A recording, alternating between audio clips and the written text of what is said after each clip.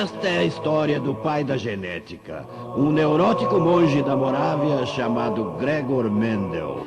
A teoria mais popular da herança dizia que na concepção uma mãe e um pai de alguma forma se fundiam, fazendo com que seus filhos fossem uma mistura dos dois. O professor Steve Jones, um dos melhores geneticistas do país, explicou por que a chamada teoria da mistura era tão atrativa. Parece claro que, de alguma forma, você é uma mistura, uma média do que são os seus pais. Se o seu pai era alto e sua mãe era muito baixa, você ficaria no meio. E o modo que isso funciona parece ser uma mistura de seus sangues ou seus fluidos. E todos acreditam nisso porque é óbvio, mas é óbvio e errado. E isso deixava os fazendeiros e criadores preocupados sobre a herança da mistura, porque aqui havia um caso clássico de uma ovelha negra na família, certo? Sim. Aqui a mãe e o pai, os dois são brancos ou super brancos, como eles classificam as ovelhas. E é isso que eles tinham, o que é completamente diferente, certo? Não é natural. A mistura dos dois nunca daria uma ovelha negra. Mas esta ovelha negra, você pode ter absoluta certeza, tem em algum lugar na linhagem de sua família uma outra ovelha negra. E pode levar muito tempo até que surja outra. Mas quanto tempo temos de esperar até que surja uma outra negra? Não sabemos. Infelizmente as ovelhas não mantêm bons pedigris. Mas poderia levar 2, 10 ou até 100 gerações. Verdade. Eles apenas surgem assim e desaparecem novamente. E não seria possível. Tem de haver algo diferente. Anos antes, sua curiosidade científica levou-o a Viena, onde ele estudou física e matemática, bem como botânica e história natural. Em breve, Mendel se viu ensinando falsas teorias da herança, como a mistura. O currículo também incluía a ideia, até mais antiquada, de que cada esperma é uma pessoa completa em miniatura, e o óvulo apenas está lá para alimentá-lo. Até as crianças de 12 anos desconfiavam desta ideia. Ele pode ter olhos da mulher e pode ser um menino. Se pega partes do homem e da mulher, logo ele não pode ser assim. Bruno, Mendel estava para embarcar em sua própria jornada. Aquela que explicaria algo que Darwin nunca conseguiu. Como a evolução realmente ocorre. Inúmeras ideias diferentes estavam na cabeça de Mendel.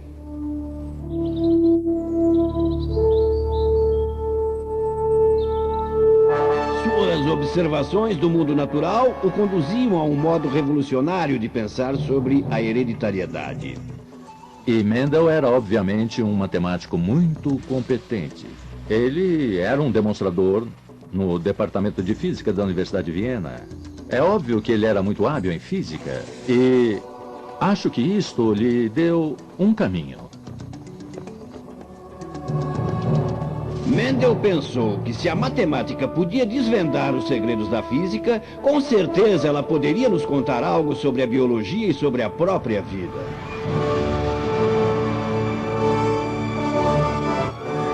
Foi exatamente aqui, no jardim deste mosteiro, o mosteiro agostiniano de Bruno, que Mendel tinha a sua plantação de ervilhas de 35 por 7 metros. Isto em 1856. Ali você pode ver o alicerce da estufa de Mendel, que ele usava para acelerar o processo de crescimento da ervilha. Porque Mendel cultivava milhares e milhares de ervilhas. As ervilhas, por exemplo, podem ser lisas ou enrugadas. Mendel plantou uma estufa cheia de ervilhas, metade com pedigree liso e metade com pedigree enrugado, e deixou-as crescer. Eu tenho de cruzar cada planta que cresceu de uma ervilha lisa com as plantas que cresceram das ervilhas enrugadas. Isto é incrivelmente trabalhoso. Os órgãos reprodutores das ervilhas são, podemos dizer, modestos. Eu abri. Onde? É muito pequeno. Sim, se olhar bem, verá que tem pelos nele. É tão minúsculo. Mendel tinha de retirar minúsculos grãos do pólen macho de uma flor de ervilha aberta e colocá-los no órgão feminino da outra. Quanto tempo Mendel levaria em cada flor para fazer isto? Bem, depende do quão habilidoso ele era. Eu levo cerca de meia hora para fazer tudo.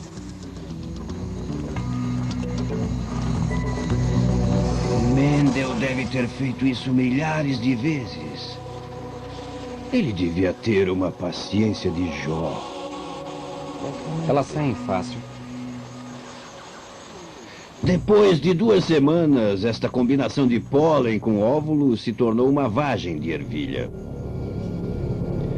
Estas ervilhas, todas híbridas, de lisas e enrugadas, levariam o mundo a um crucial estágio bem mais próximo da genética moderna. A teoria da mistura, o dogma da época de Mendel, teria prognosticado que a ervilha nascida de uma lisa com uma enrugada se pareceria a uma mistura de seus pais. Então, como estas híbridas seriam? Surpreendentemente, todas as ervilhas que a planta cruzada produziu eram lisas. E se olharmos para estas, você verá que tiramos estas de outras vagens e... são ervilhas lisas. Lisas? Então a característica enrugada desapareceu completamente. Apesar de estas ervilhas terem pais lisos e enrugados, elas são lisas. O que aconteceu à informação, o fator que fez com que um dos pais fosse enrugado? Ele desapareceu? Mendel plantou todas as lisas e o que aconteceu depois disso mudaria o mundo. Depois de alguns meses, as ervilhas nascidas do hibridismo das lisas com as enrugadas eram plantas adultas. Mendel agora deixava que elas se autofertilizassem. As ervilhas fazem isto porque elas têm o pólen e o óvulo na mesma flor. A grande pergunta agora era que tipo de ervilha as mais lisas iriam produzir. E aconteceu algo realmente surpreendente. Como se saíssem do nada, as enrugadas reapareceram. 3 lisas e 3 enrugadas. Certo. Qual o significado disso? O verdadeiro significado, mesmo vindo desta vagem, é, antes de mais nada, que a característica enrugada reapareceu. E em segundo lugar, é que temos 2 tipos diferentes numa mesma vagem. Em uma mesma Então nós vagem. temos um tipo de segregação. Esta é uma característica recessiva que todos pensaram que tinha desaparecido para sempre e que Mendel agora mostrou que ela ressurgiu na ervilha neta. Nós podemos apenas... Então o fator enrugado existia nos pais lisos, sem que fosse aparente. Mas por que reaparecia algumas das suas ervilhas? Para descobrir isso, Mendel fez algo que só um matemático faria. 1, 2, 3, 1241, 1240. Ele contou exatamente quantas ervilhas eram lisas e quantas eram enrugadas. Isto levou um tempo, porque ele tinha 7.324 ervilhas para contar. 5.474 ervilhas lisas. Aproximadamente 6.000 delas eram lisas como seus pais, e menos de 2.000 eram enrugadas. Essa era uma proporção de exatamente 3:1. Ele era um gênio porque ele pensou muito além da proporção. 3:1. O que poderia ser mais maçante do que uma proporção de 1/4 de ervilhas enrugadas? Mas partindo de que ele trabalhava nos fundamentos da vida e que essa vida é baseada em partículas, unidades que você realmente não pode ver, mas que estão escondidas e podem se unir e se separar. E a partir daí, essa foi a descoberta de toda a genética. Tudo gira ao redor de uma ideia iluminada. Mendel imaginou que se uma ervilha contém os fatores lisos e enrugados, metade do pólen que ela produz conterá o fator liso e metade o fator enrugado. Os óvulos seriam divididos da mesma forma. Durante a reprodução, havia exatamente 4 modos de combinação do pólen com o óvulo. Liso com liso, liso com enrugado, enrugado com liso e enrugado com enrugado.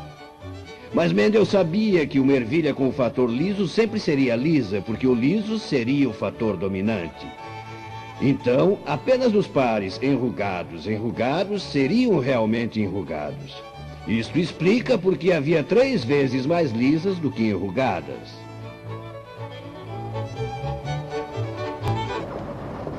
Em fevereiro de 1865, Mendel esperava ansioso na Sociedade de Brno para a ciência natural. Em sua maleta estava a explicação de como a hereditariedade funcionava. Como nascem ovelhas negras de brancas, nectarinas de pêssegos, e por que meus netos poderiam ser calvos? Ali estava o primeiro passo para a ovelha Dolly.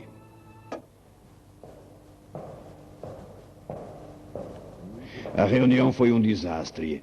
O público esperava um debate sobre plantas e tiveram uma palestra sobre matemática cheia de estatísticas e fórmulas incompreendidas. O número total de classes pela série de combinação e então, dentro delas mesmas, 2As grandes vezes A pequeno.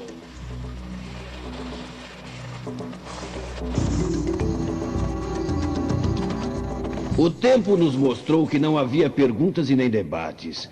O público tinha ido embora. Uma nova ciência tinha nascido e ninguém percebeu. Mendel se tornou um velho triste, ainda sonhando com a glória que ele nunca teria.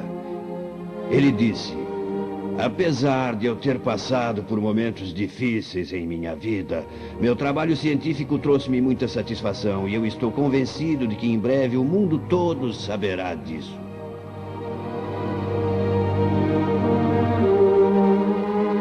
$16 após sua morte, em 1884, o mundo finalmente reconheceu a genialidade de Mendel.